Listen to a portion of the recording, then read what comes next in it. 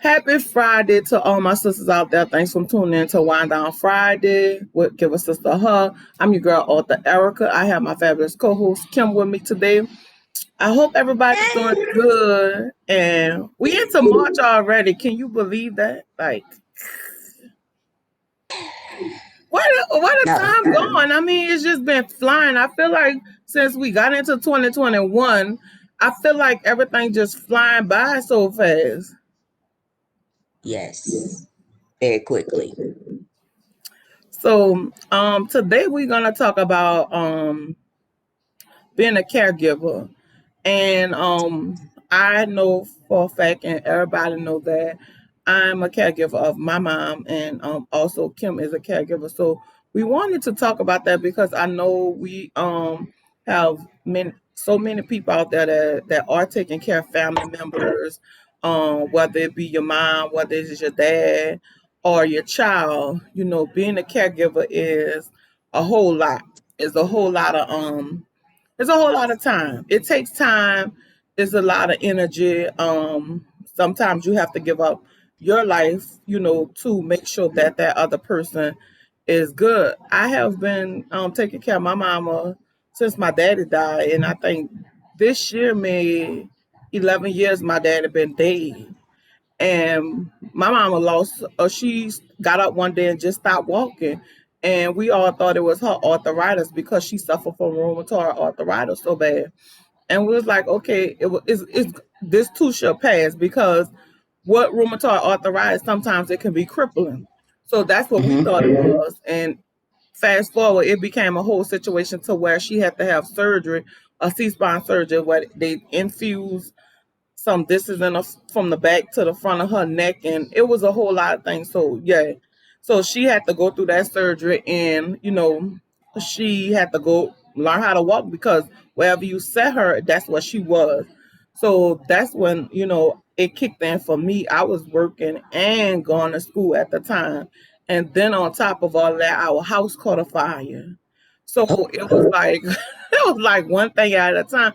It was like one thing after another, and we lived with my one of my cousins, and then I had to look for somewhere to stay and go to work. I was working a full-time job, and the best thing is I had a lot of people that was very supportive because at first I didn't know what the hell to do, where the hell to go, what the hell to do, or what I was doing. So good thing my daddy was there. So when we moved in a place that we live in now, in our condo, it was like everything was good, everything was spacious. But then in 2010, my daddy died. So it was like I went from having all of this help to nothing. Life changed for me in 2010, January 25th, 2010. My life changed, went from having no responsibilities to having all of the responsibility in 24 hours. And it was rough because first of all, I didn't know what the hell I was doing. Like you taking on this big old, like it was me taking care of the household, making sure we lost the income. So that mean I had to work more, take care of my mama. So, in between all of that, it's things that you do in life. And, I wouldn't regret some of the things that I have done to make sure we have money and make sure things is good in the house. And I have always had the people at my job on 100% of supporting me with my mom. But it was ups and downs. Sometimes I was lost in the struggle, as being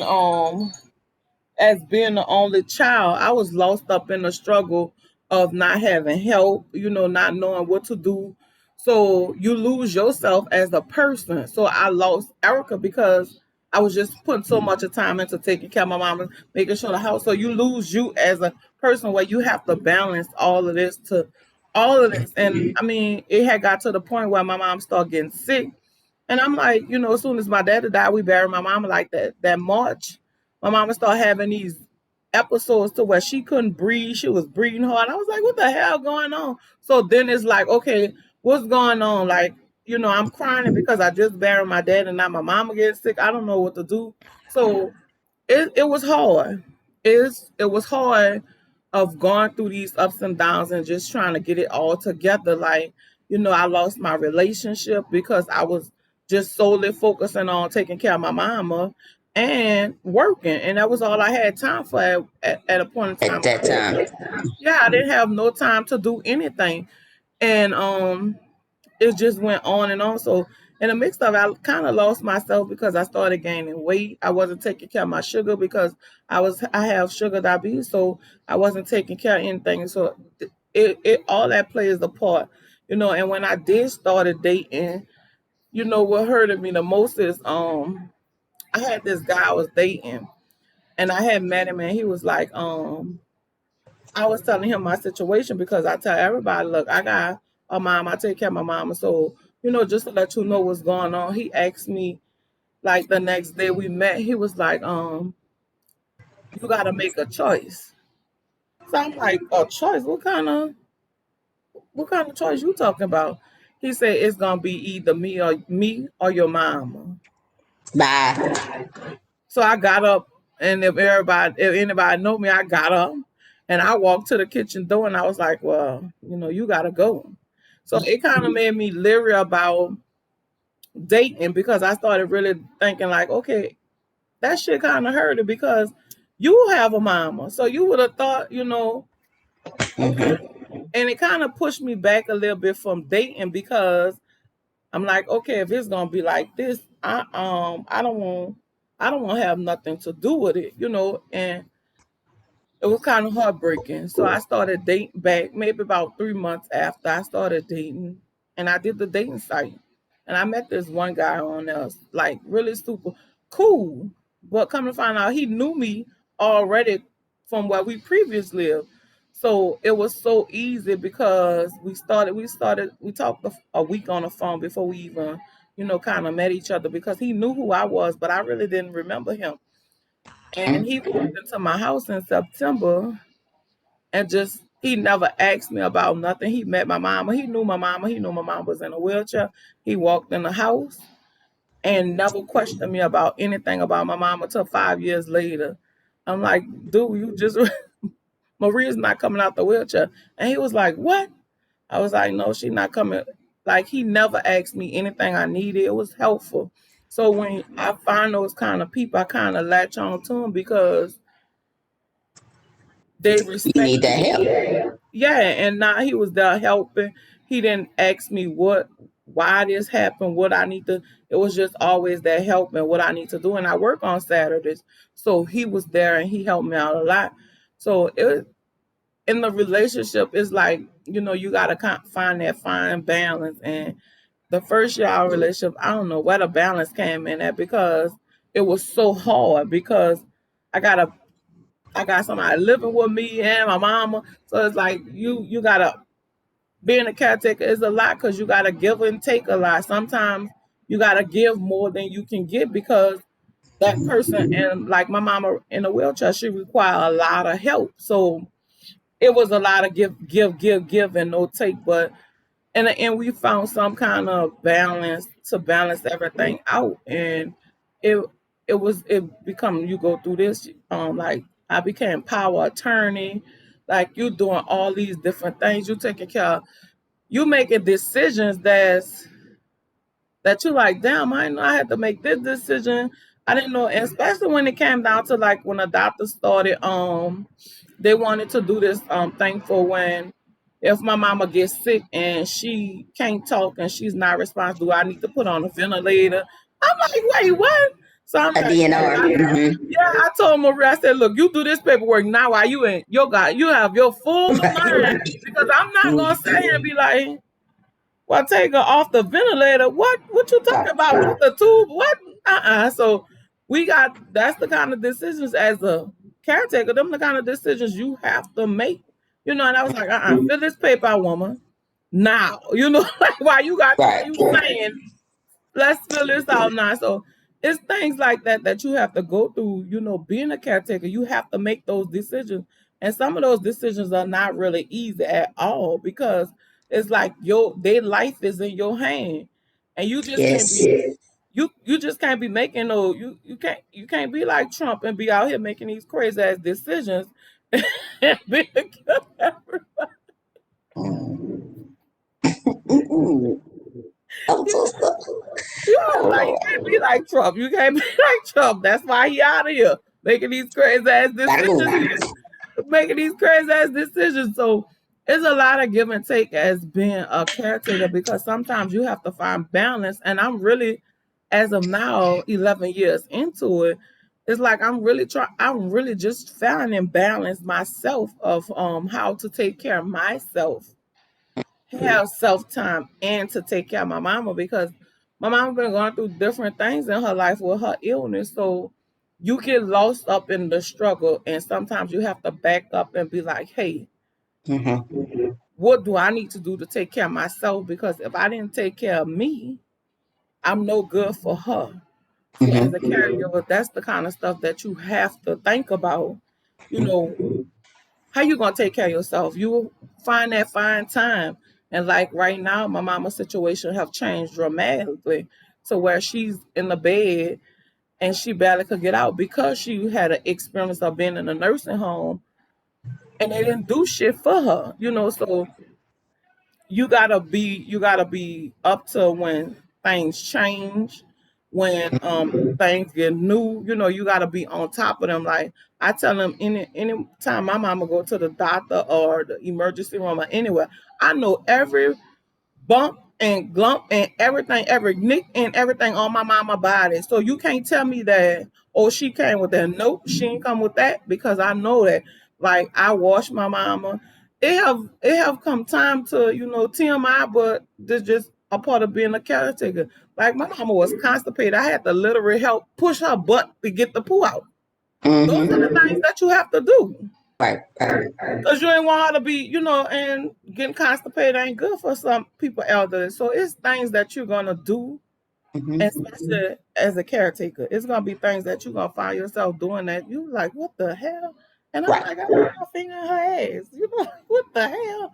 But you do things, and at the end of the day, that's your mama. So I didn't want her to be Right. constipated. Like, so that's the Yeah. thing. But see, that's the whole thing though.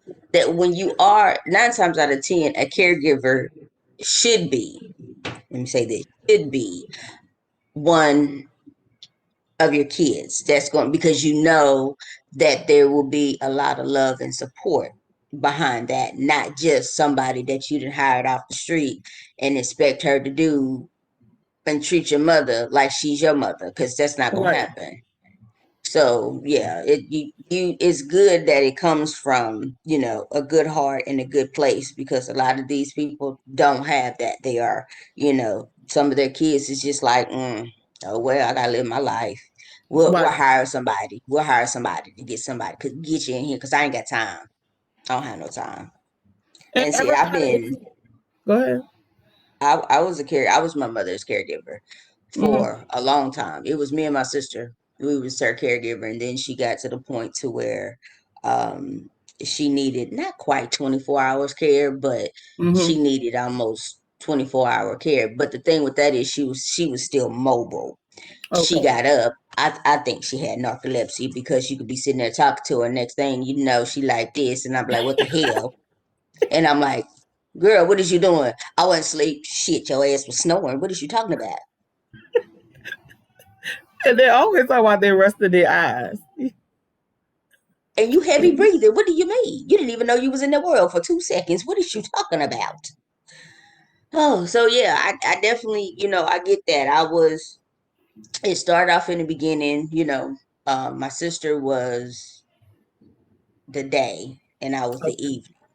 And then my mom's sister got involved, and it Wow. became my auntie during the day, and then I was at night, and then my auntie decided that she wanted to get a wild hair up her ass and go do something else. So then it was back to me and my sister. But it's like my mother really didn't need that much. I don't want to say she didn't need that much care, but you need to keep an eye on her, because she has to fall asleep. She didn't burn holes in the bed because she was a smoker. Now, mind you, Hmm. she had oxygen, but she was a smoker. Like So my uncle. she would fall asleep in the bed, cigarette her holes everywhere in the bathroom. So girl's always something. Girl was always something. And then So it was me, because I've been in the healthcare field for so long. It was me that was like, okay, we need to make sure your will is in order. We need Hmm. to make sure if you don't want to be resuscitated, we need to have that, documented. And then we had signs that say DNR, no DNR. Um, Is that like no that the tube down the throat or no, something? that means if she do not resuscitate. So if Yeah, she that's what starts my to mom. code, I think. Yeah. if she starts to code, she just gonna code. She don't want to be resuscitated because she don't want to come back as a vegetable. Hmm. That's how she put it to me. So we did that, and it was just me and my sister until pretty much until and it was crazy how everything kind of happened. I was at work. My sister was doing the day. I was at work. My sister went to take her kids to school because she was staying with my mother at the time, and I get a phone call, and it was from the office because where my mother apartment was, the office is right up. I'm like literally just right across the hall. And Miss Sherry called me and said, "I need for you to get to your mother." And I was like, "Okay, what do you mean?" And let me stand in my truth. I was mad at my mother. I was mad at my mother because I did not like the fact on how my mother and my sister relationship was. My mother depended on me so much, but my sister was laying in the bed with you, and you calling me to come and take you X, Y, and Z, and my sister is laying Right. in the bed next to you. And then that part I just didn't understand it. Like, why was there so much you depended on me so much, and you would tell all your little friends that, well, I don't have to worry about Kim. I have to worry about Tracy. Right. And They that's the need some same help thing and as support too. right. That's the same thing with me and money. Like money is my brother, and it's like okay, you depend on what do you? It's just crazy. So then, of course, my sister, she gets to the hospital before me because I'm way out, 20-30 minutes. So, I come to the hospital, and, you know, if you've been in the healthcare field, and I'm not a nurse, but people be asking me questions like I'm a nurse because I know a lot of shit. Right. And sometimes I could be wrong, just like a nurse could be wrong. Doctor could be wrong too. But anyway, I got in there and in the emergency room, and I assessed the situation, and I was like, what I'm not gonna sit here and do, I'm gonna keep all the way 100 with you. I'm not gonna sit up here and watch her body just do all this, twitching and stuff because she's not here. And I mean, when I tell you, it almost turned into something ugly. My mother's not here. When she hit the floor, she was dead. But because of where she lived in the state of Kansas, they have to keep you on a ventilator for 3 days. Why? And I was like, but she has a DNR. When I tell you it was a battle, it was a Even battle. with the DNR, they still kept on the ventilator. Because according to, I think it was the ambulance, said that they got a pulse back. So Oh, since they okay. got it, A but she pulse. was dead when she hit the floor. And then she have a DNR, so do not Quick, resuscitate. That means don't she put her had on that ventilator. she had a DNR in the bathroom on the mirror. She had a DNR on her door. She had oxygen in use on her door and in the bathroom, in the mirror on the bathroom. But that when I tell you a on and on battle, that was an on and on battle. So um she went to the ICU floor. Uh, I sat there for a little while, and of course, I'm feeling some type of way because it's all on me. My sister, I love my sister, but she ain't a bit of good. She ain't gonna be able to help me do nothing because she don't want to hear nothing. When you Right. have something set in your mind that this is not happening to me, it is happening, sister. It's your mother's It's not happening. there. I Hmm. need for you to understand that your mother's not here. But see, she don't want to hear that. It's okay. So I left because I know what the rules and regulations are. I'm not gonna sit here. I'm not gonna come visit you every day. I'm not doing that because I know you're not here. When I left you, I said my goodbyes. Right. So, so it was October 17th the day that she died in my eyes, because when she hit the floor, she was dead. So by law, it was October 19th. So I came in. The nurse called me. They did their last exam, all what they were going to do. There was no brain activity. She had no brain activity 3 days before that, but whatever. So I came in, signed the paperwork, and I walked out. I don't care who was in the room. I'm not gonna sit up there as you transition. Not doing none of that. Walked out. I didn't make it. I don't even think I was gone. Not even 15 minutes, and she was gone. So that I lets mean, you know that was no activity going on. and then all of a sudden, when the nurse called me, she was like, "I'll let you know. We're gonna start the process." And I said, "Okay." She said, "I will call you when she takes her last breath," which is pretty much taking her off the machine. And I said, "Okay, but I can hear my auntie in the background. I can hear my sister in the background." And I'm just like, "Okay, okay." And then again, everything is on me, so I'm the one who paid for the services. Hmm. Everything was all on me. Again, everything was all on me. Paying for Hmm. the services, doing what she asked. And I'm like, okay, so I guess I'm supposed to call the family or whatever. You see, I'm not that nice. See, that's the, I'm not that nice. Yeah, I'm not that nice. I'll just let you know that she died, and you do what you do. What you gotta do. Right. So how I was mean, that transition? Like, was that hard? Just knowing that your mama had passed. Like, why did they just follow the rules? Because she had the paperwork saying no DNR, no resuscitate, no nothing. So why was that law? How was that law put in effect when you already had something in writing saying no DNR? because according to the EMT, She had. stated that she had a pulse. Oh, okay.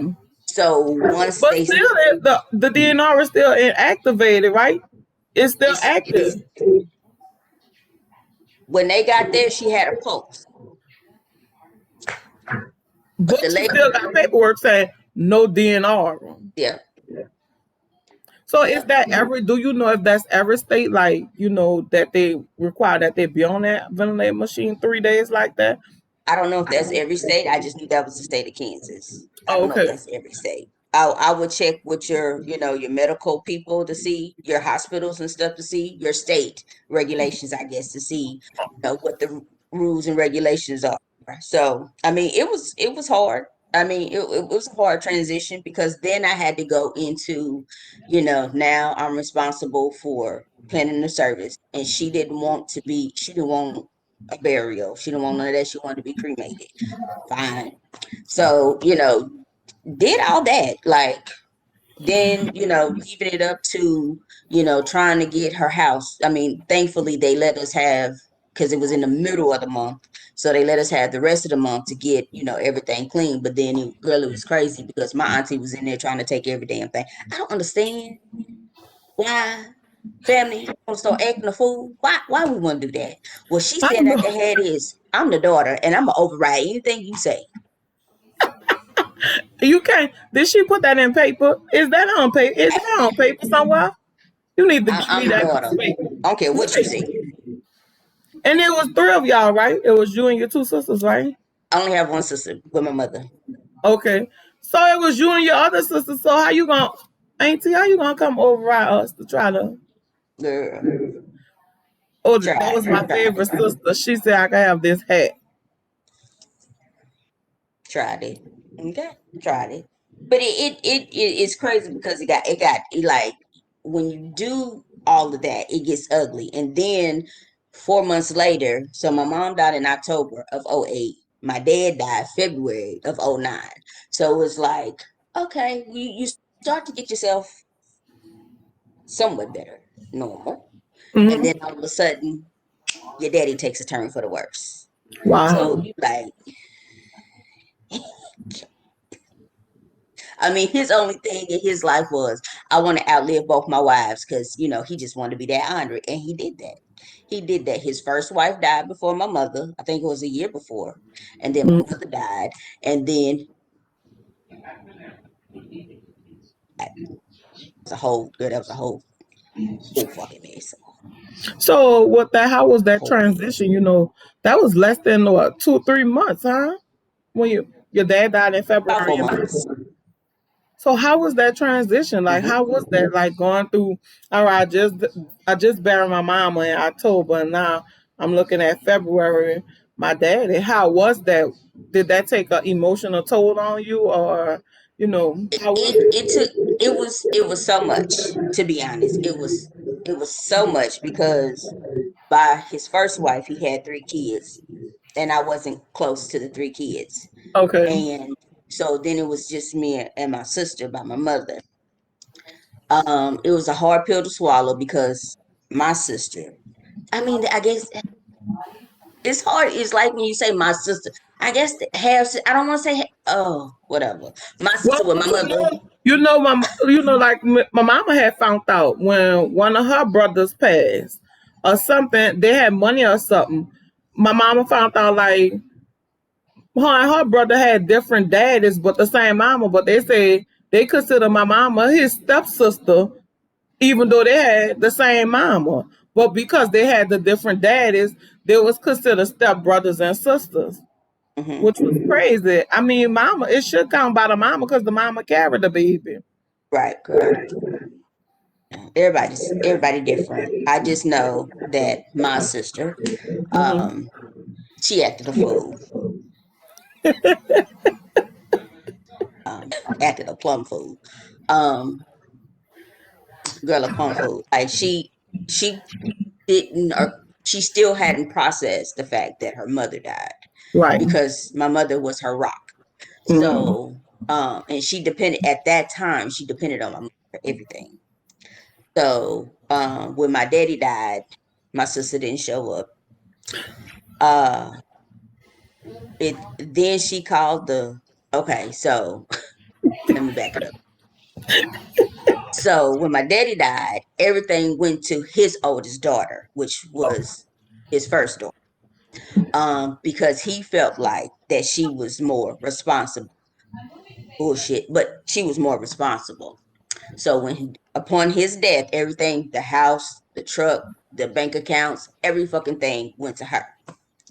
So we get to the wake, and okay, it's not, my daddy didn't like people, so that's kind of where I get that from. But anyway, he did, so it wasn't, a big old service. Big old We just service. had a, yeah, we just had a little wake, and he, because he paid for all of his stuff, his suit, all his arrangements was taken care of. So he's sitting over there in his casket, and now mind you, I know it's 3 kids by his first wife, and I'm Hmm. thinking that this fellow over here, it's belong to the first bunch.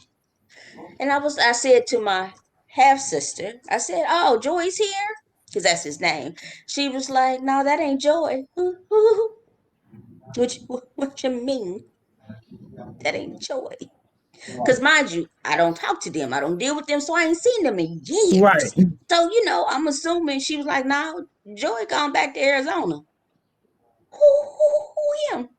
Because he looked like the man that's linked. Who him? Girl, it was a whole girl. That's a whole mess. 2 kids came out. Two at the services. So Yeah. did they know about the two kids, the first set of kids? My mother told me that my daddy had a girl after my sister, that she found one of his paycheck stubs and it had child support on it. And yeah. And I'm like, well, who is, and my mama never, back in them days, again, what happens at home stays at home. He's We don't at talk home. about Yeah. nothing. So, she was like, I know he didn't pay for a little girl. I know that. I don't know how she is. I don't know nothing about it. I just know Hmm. that's what I saw. Okay. So the little boy at the services says, I have a sister. So She don't, did the other set of kids know him? ah, ah, What? Wait, so wait. girl. Well, how he showed up at the funeral? So my older sister, um, my half brother who is deaf, they were there. Her older brother, yeah, you have to forgive me because it's hard for me to say. The older brother went back to Arizona where he from. So nobody knew. They had no idea. I knew about a girl. My mother told me about a girl, and I said, Right, my but mother told me about a not a girl. son. Me too. But you know what's crazy? Ain't it always at somebody's funeral girl. you gonna meet somebody? I'm like, wait, who Yes, you is?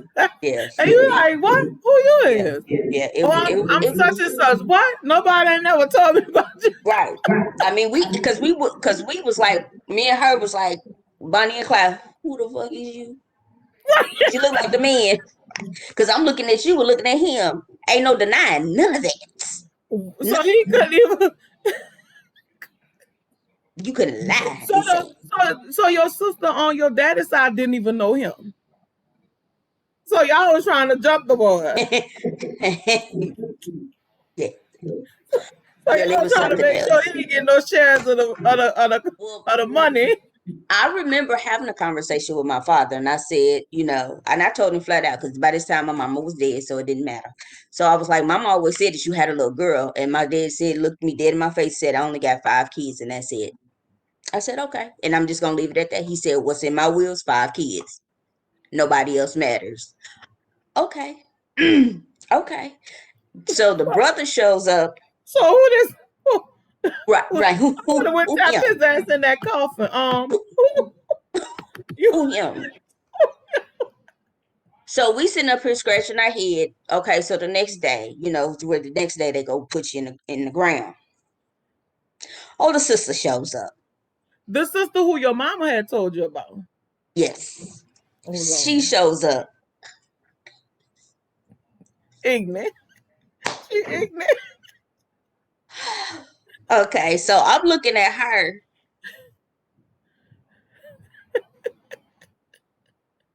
and she looked like me Damn. from I want to say from the eyes up or the nose up. She looks like because back in the day before we we had these what they would call caterpillars because they was real thick and bushy. That was back in the day. Don't judge. But yeah, she looked just and she was short like me, and I'm just looking at her, and then here go Jay. Damn. So you can't take your ass nowhere. See, you just ignorant too. You just ignorant too. So So we what the sit down. sister said So when she came?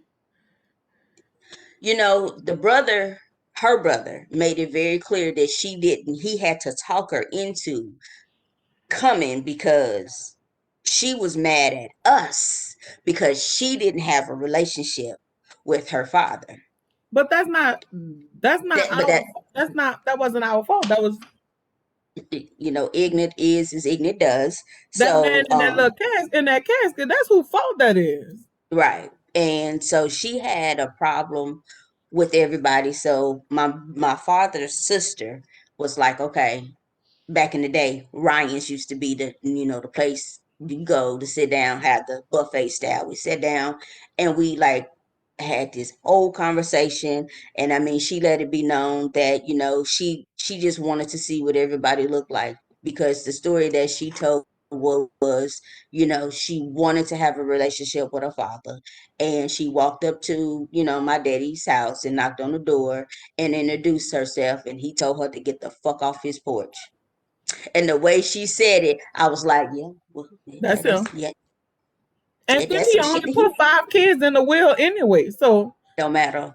That it don't I matter. mean, it's sad. I mean, my father's mother, I mean sister, wanted everybody's number, like to keep in touch so we can, But the thing with that is, at the end of the day, we all grown.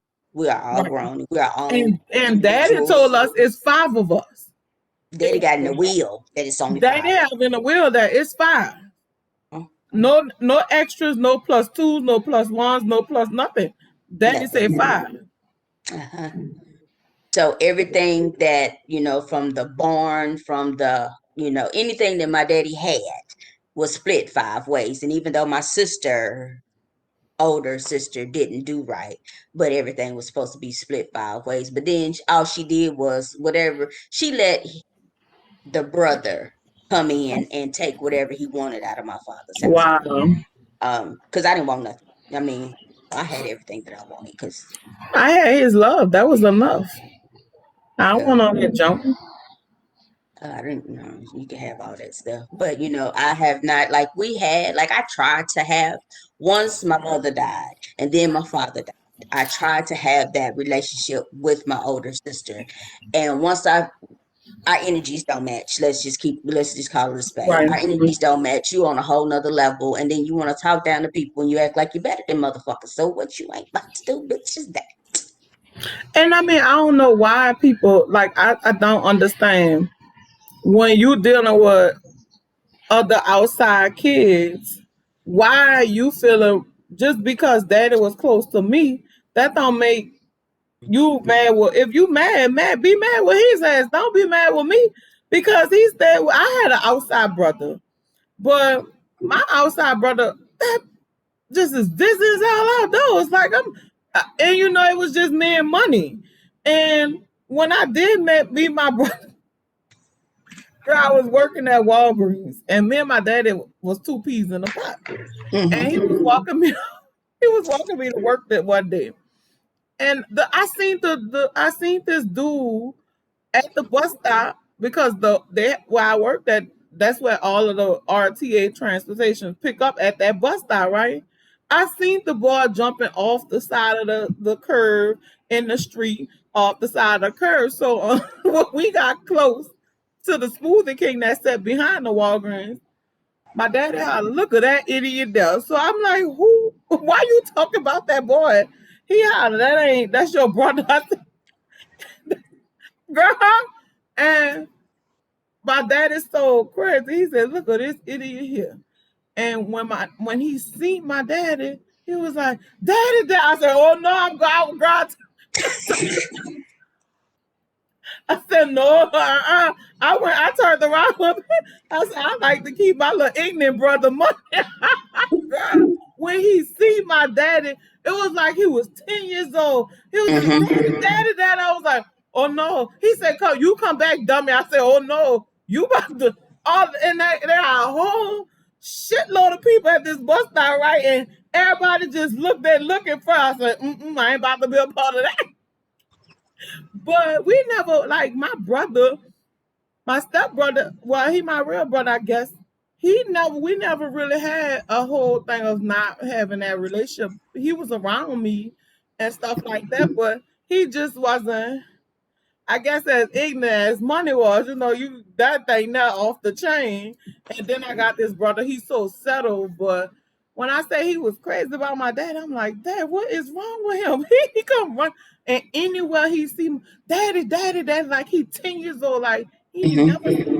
makes a day in his life, like, but we never really had that problem, And I was like, even when my daddy passed away, it was I couldn't find him. Oh, To mm-hmm. this day, I still, the last time I know he was in Michigan, I still to this day, I had a friend that worked in California that worked in a funeral home. So I had him to help me out to try to find him. I still to this day have not even found him to tell him that, our daddy was dead or whatever. Because his mama had passed and his Mm-hmm. grandmother had called my daddy and was telling my daddy, William mama died, and William didn't even much go to the funeral because she called my daddy to ask my daddy, "Have you talked to him?" He didn't even go to his mama funeral, and even after that, and about us losing contact with his grandmother, I had nowhere to even find him. Like I did things to search to find him, but still to this day, I have not found William. Have not since the storm, and Katrina hit Mm-hmm. which broke everybody's family up here. There, you got people here, you got people there, Right. and we talked to him because he was supposed to come back home, and my dad was like, you could come stay with us, and my mom was like, come stay with us. You only, you know, but to this day, like I still haven't heard from William. Mm. Like it's crazy, but I never really had problems with my sibling like outside my brother because I think he's like Money 13 years older than me. I think he's like 14, 15 years older than me. Mm. And we kind of had a little relationship. He wasn't as thuggish as Money, but it, like, ugh. But It is hard because some parents, some siblings don't get along, especially with the outside siblings, because it's not our fault that our daddy may have been in our lives. Like you got to take that up on daddy. Like daddy created this shit. We the me Say it I again. created this shit. You know, Take this shit. yeah, because that's what it be like. And it's Mm-hmm. always, and I don't know, it's like always when people die, all kind of shit start coming out. Like what the hell? Understand that? Like I don't understand it. Like I've always been, everybody calls me to be whoever's caregiver because I'm gonna treat you like you're my mother, you're my father. Even though we might all be crazy, but I'm not gonna do you wrong. I'm gonna make sure, and then I'm gonna tell you the ins and outs of the laws that you need to know to make sure your shit is in order. Because right. once they close them eyes, That's it. you gonna get everybody who claim to be your cousin come out the woodwork talking about, oh, I love, oh, I did this. And yeah, and No, you we had this didn't. conversation 10 years ago and he was going to give me or she was going to do this. Who? Baby, that was 2 years ago, sweetie. Let's try it now. We ain't doing that. Not today. Mm-mm. So it's like you need to tell people, especially when they get older, and even honestly, when you are younger too, you need to get shit in order because Yeah. you don't know when your time is. And when your Yeah. time is, I don't have time to be running around trying to, talk to this person because there's so many regulations to where we can't give you no information. So it's like you just sitting up here stuck, and like with my father-in-law, yeah, that was a whole fucking mess in itself, child. Right, it is. I think it is important. Even what I did was I found it hard of doing funeral service for my daddy. Like that shit was Mm-hmm. hard. Just to sit there and by my daddy being in the army, girl, wait, the funeral director, she didn't even tell me I could have a military funeral for my daddy, right? So we called VA, and this man Cornell, who was over all of VA, all the veterans that when they die, you got to go through him, baby. Sister ain't tell me what I needed to know, and when I called him and I was telling him about it, because I had to, the lady had called me and told me that I have to report my daddy passed to Cornell because he the one deals with all the vets when they deceased their family. Baby, when I told him that this woman at this funeral home was giving me hell and high water, baby, he got on that phone. He shut her down and she hated me. I'm like, You did that to yourself, though. right, because you should have told me that this is how a veteran funeral go, and this is this. Your daddy was in the army. This is this. She didn't tell me this, so I had to call him to find out certain things. Didn't tell me that my daddy could be buried at the army site or nothing. Sister ain't tell me nothing. But see, when he got off that phone with her, it was a whole. She was willing to give me money out of her pocket. Right. Anything else I can do for you, Miss Erica? You need She was $2 for a cold drink. She even when we went to go pick the casters out, and it was always this thing about my daddy hated his head to be low. So I'm like, that pillow not gonna work for my daddy. And she was like, oh, we could change the pillow. What pillow you want, girl? She went and took the pillow off the next. I was like, damn, that's all I had to do. Like it just, I just feel like they take advantage, and I think she They was do. taking advantage because I didn't know, or I was in this time of grief, but she didn't know that I was already give this number of this, and this Nico here, Cornell was ignorant all outdoors. He just had come back from Iraq, so he was just as shell shocked and crazy as he wanted to be. Yes, he He was. told her, "Don't make me come get that body." I was like, "What? What you?" It was a whole. When I said she just, when I said when she got off that phone with him, it was her whole attitude was changed. Because at a blink of a second, you about to lose your job. Yeah, and like he told her, Mr. Kaya put his life on the line for your ass. If he wouldn't have put his life on the line, your ass wouldn't be here, girl. He was going ham. I was like, oh, was I supposed to make that call? But Yep. sometimes you have to because people will take advantage of you, and that was just crazy that I even had to do that. Like you could have told me this, you could have told me certain things. And then when we get to the we found out that we could bury my daddy in Zachary and the Omis. Oh, she didn't tell me like, girl, when we got out there, a whole hospital on a cemetery. Why we need a hospital at the cemetery? Because everybody that come through here, they're dead. When I said the cemetery was the flag, the crosses on there was like shaped like a flag, and Hmm. those crosses was snow white. The grass was even like somebody had scissors and was cutting the grass.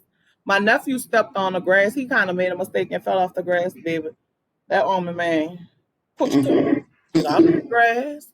Yeah, when I tell you they had a whole hospital on the site, I don't know what they had the hospital for because everybody that come here, they kind of gone already.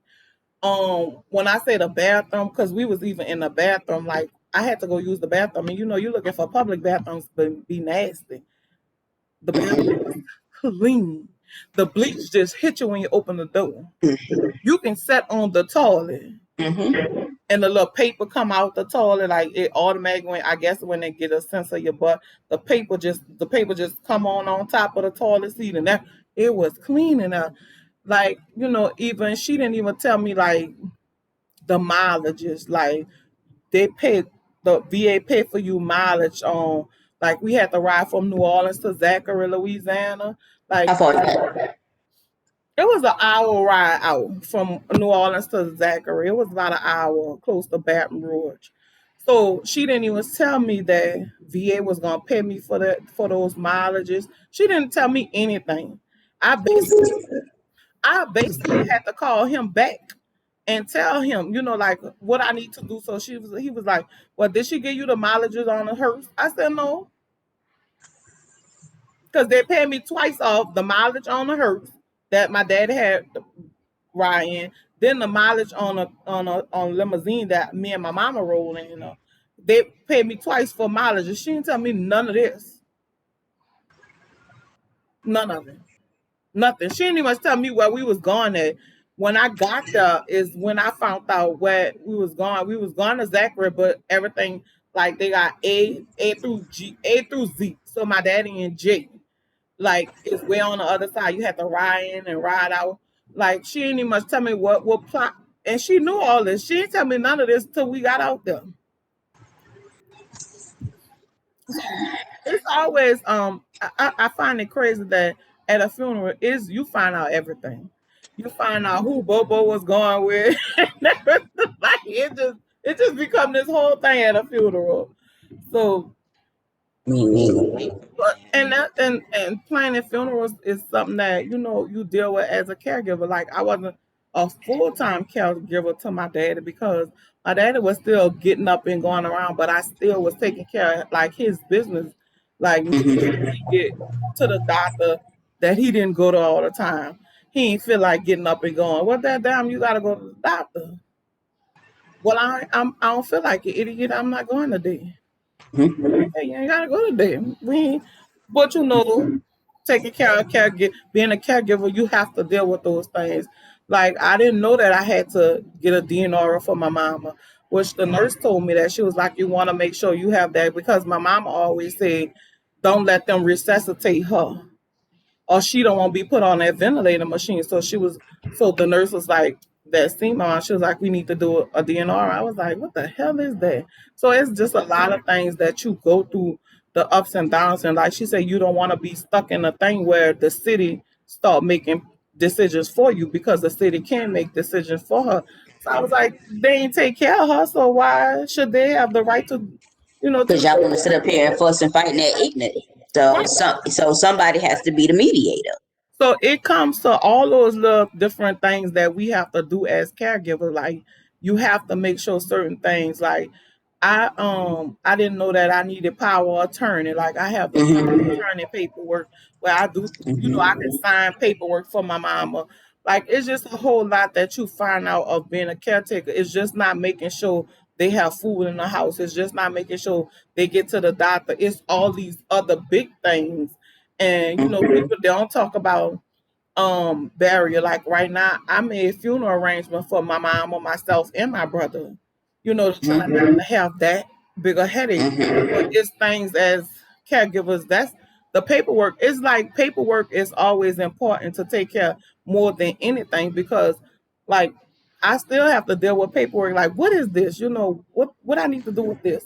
And her doctor is like, make sure you always have that paperwork on hand. So if anything happened and she's in an emergency room, Here it is. she'll go, this is what she You wants. can't you can't go against this. Right. And I have to make sure they have the power of attorney paperwork and that other paperwork, the DNR paperwork. So it's like all those paperwork and everything that you do have to take care of that's important of being a Mhm. caregiver. So it's just not just taking care of that person. Yeah, it is to making sure food, because by my mama being elderly and in a wheelchair, like, Medicare, anybody could come in and be like, well, do she have food in the house? Like, anything happen, you got to make sure those things, and especially with somebody in a wheelchair, like, you got to make sure the house is clean. They're not stinking, because one thing that I did learn, every time I took my mama to the emergency room and they know my mama couldn't get out the bed before her surgery, like, they used to be like, oh, Miss Edna, your skin always clean and it's always this and it's always that. And I'm like, damn. So I was talking to one nurse. She was like, we supposed to acknowledge all of that. We supposed to look at all of that, because we know she can't get out the bed right now. So we need to make sure she don't have a bed sore. Make sure she's clean and she's not smelling. So if she sees things, we supposed to report that. Okay, and then that falls on you as the caregiver, like, you're not taking care of her. So I was all like, those are the things that you gotta be aware of, even when she go to the clinic. The doctor might not say nothing, but they are looking for those things. If she smells, if she's dirty, like they used to always talk about my mama toes, why my mama toes wasn't never dirty. Because I sat down and clip her toes and clean her toes.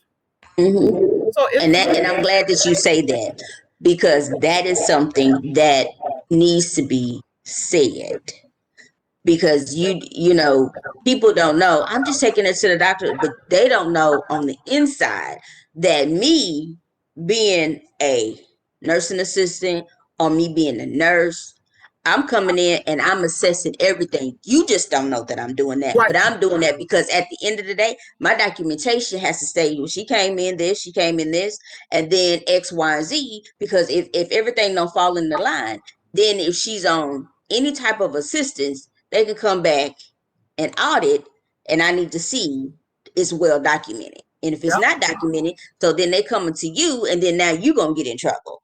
Right. So it's just not like a lot of people be like, oh, it's easy. It's not easy taking care. It's not even easy being a Mm-hmm. caregiver, because it's all those little things that you have to be mindful. Because I didn't know that the doctors are looking at these kind of things. Like, even when my mom be hospitalized, like, I'm done. Clean her up, and it was like, oh well, we could do it. Oh, I'm gonna help you. I have no problem with doing that. And the nurse was like, other nurses and the doctors acknowledged that, because that just showed that you as that family member, you care. So it's all those. It's not, people think it's just making sure the person is not. You got to take care of the paperwork. You got to worry about the little things. You got to worry about the state coming in and looking at Say how, that.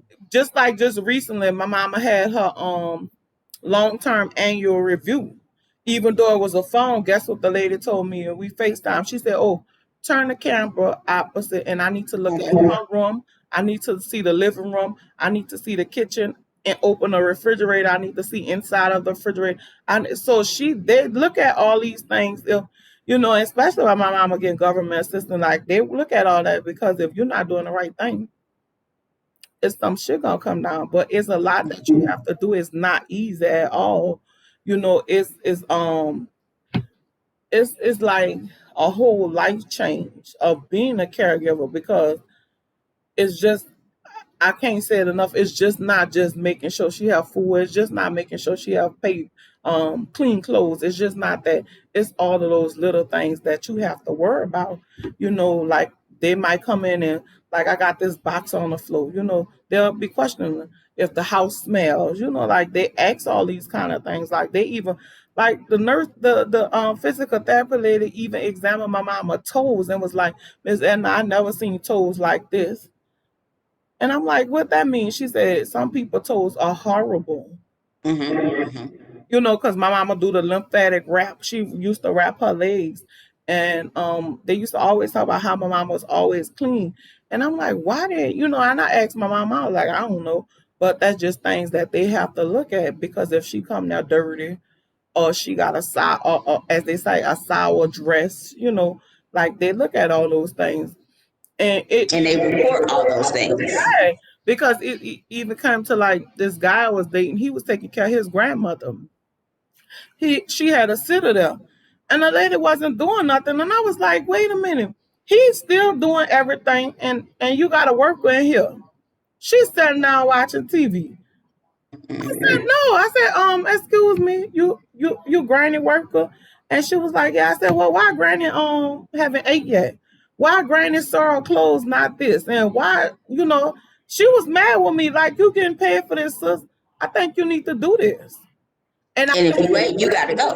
right, and I think because that caregiving instinct just kicked in with me, like, why you didn't like why granny you wash granny face?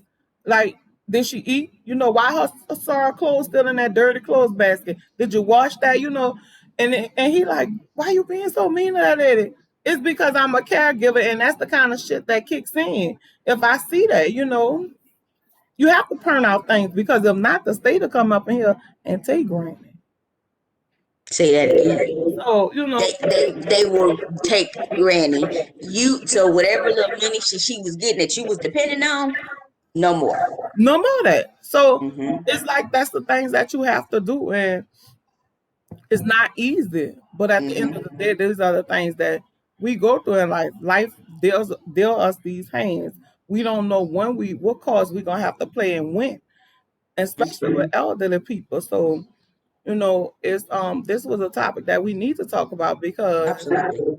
we have so many elderly that's not being taken care of.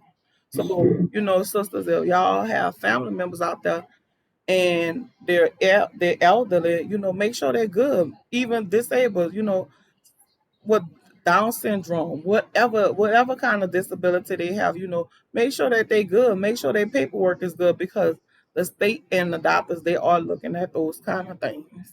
Ma'am. So, Yes, ma'am. sister, do you have anything as far as what they need to be on the lookout for as being a caregiver? Make sure that you're in the right frame of mind because it's going to take you on an emotional roller coaster.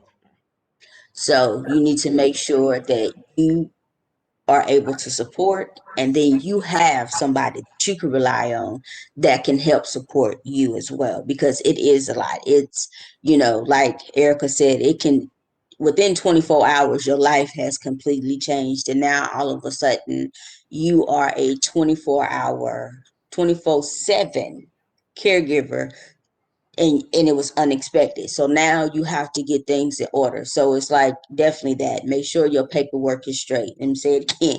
Make sure your paperwork is straight. Nobody wants to talk about death. Trust me. Nobody Nobody. wants it. No, I don't want to have that conversation with my mom about she getting ready to die. But we about to have this. We got to have it because we don't know when tomorrow today shit could be your last day. I don't know. But we got to make sure that everything is how it's supposed to be. Because if not, not alone, not just you have to deal with the person's death. Now you got all this stuff coming out of the woodworks. You like, I didn't know anything about that. Well, nobody said anything about that. So you got this unnecessary headache when you shouldn't if you had your ducks in a row. And I honestly, it just kind of hit my mind. I think that's something we need to talk about. I think that's we need to talk about telling people what exactly, especially in the Black community, because nobody knows what a will is. Nobody knows what a DNR is. Nobody knows what advance directive is. Nobody knows who is doing what, when, and why. I think that's something that needs to be talked about and something that we need to bring awareness to that And that's because reality. It's yes, reality. Mm-hmm. Whether we want to face that is happening, and Yeah. it's not. It wasn't easy for the pre-plan my own funeral, or pre-plan Mm-hmm. my mama funeral, or pre-plan my crazy ass brother funeral. And Mm-hmm. and even with my brother, I had to get his army paper because slides that kept money was in the Navy, so that was things Mm. that I had to get his DD2 or DDW, whatever it is, to see whether he was honorable or discharged. And that's things that if you dealing with Mm-hmm. somebody in the army, you Mm-hmm. gotta make sure that they have you have their DDW or DD20, whatever that paperwork is, and what that particular paperwork showed whether there was discharge or honorable discharge. If there was honorable discharge, they're eligible to have a army funeral. That's with the Ooh, okay. flag, and it depends Mm-hmm. on if they had any medals or things because they do the 6 gun salute. So as dealing with somebody with army, you have to make sure that army paperwork is together. Knowing that you supposed to be paid for mileages, knowing that the army you supposed to submit the funeral service information to the army so that they can make sure it get paid, knowing that if you're not able to bury them at Providence or wherever, the army do have places all around the world where you can bury your army family member at. So those are the things that you do need to know as dealing with somebody in the army. So I had to even get that for money, even just a pre-planned money funeral. I had to make sure I had that documentation. And slides that kept that fool was honorable discharge. Mm. That didn't His even crazy self. yeah, like some people discharge. That fool was honorable discharge. So those are the things that you need to know. I didn't know nothing about a DNR. I didn't. All my mama used to say, don't let them put me on the machine because that's what her mama said. Don't let them put me on the machine or I'm gonna come and hunt y'all. I'm like, we ain't trying to deal with that either. So you're not going on a machine. But I didn't know it was paperwork Mm-hmm. that you had to do. Mm. So it's Yeah. things like that, that I learned. And what I learned is as a caregiver, sometimes you have to think about yourself too, because if you're not good, you're not able They to not take care of good. that person. As far as me with asthma, I have to make sure I'm on my asthma thing. I have to make sure I'm up on my diabetes thing because if I get sick, who's going to take care of my mama? So it's always as a caregiver, it's not selfish at all. Is you have to make sure you good to make Mm-hmm. sure they're good. Mm-hmm. So that's all we wanted to share, just making sure that we know as caregivers what a caregiver entails. And as you know, both of us, me and Kim, we went through those things. It's not easy, but if you have a support group, it makes things a little bit easier because you have somebody to talk to at the end of the day. Mm-hmm. So before we close, that's all you have, sister. Yes. If y'all have any questions, please leave. I mean, you can follow us on Instagram. Give a sister a hug. Quality Day Foundation. You know, we are here to help because It's reality. it's reality. I mean, it is. So, you have questions, you need guidance on something. Look, we'll help you. Just, leave a comment. Leave a comment in the bottom. Now, Okay, here we go. leave an ignorant comment. Man, You you will gonna get get an ignorant an answer. answer. You leave a good comment with some sense. We're gonna We got try to some dig sense up for a you. sense. You'll We got get some some sense for sense. you. So I want to thank everybody from tuning in to Wind Down Friday. Will give us just a hug on this topic, being a caregiver. So if you have any questions, just leave us questions in the comment. Comments. Let us know. If it may be something that you're dealing with at the time. One of us could answer that question to our best of our ability. And right now, as you all know, that I'm still being a caregiver to my mom because she's still around. As for Kim mom not here, so but we still both know what that entails of being a caregiver. So leave a message at the bottom and we'll definitely get back to you. So happy Friday. I hope y'all have a happy weekend Hmm. and take care. Make sure you're taking care of your elderly. Make sure you're checking on your elderly. So I'm your girl, Arthur Erica. I have my fabulous co-host Arthur Kim on here with us. So know that if you're not alone, we're here with you. We're going to get through these ups and downs together. And at the end of the day, we all going to have a story to tell, and know that we do love you. Happy Friday and peace.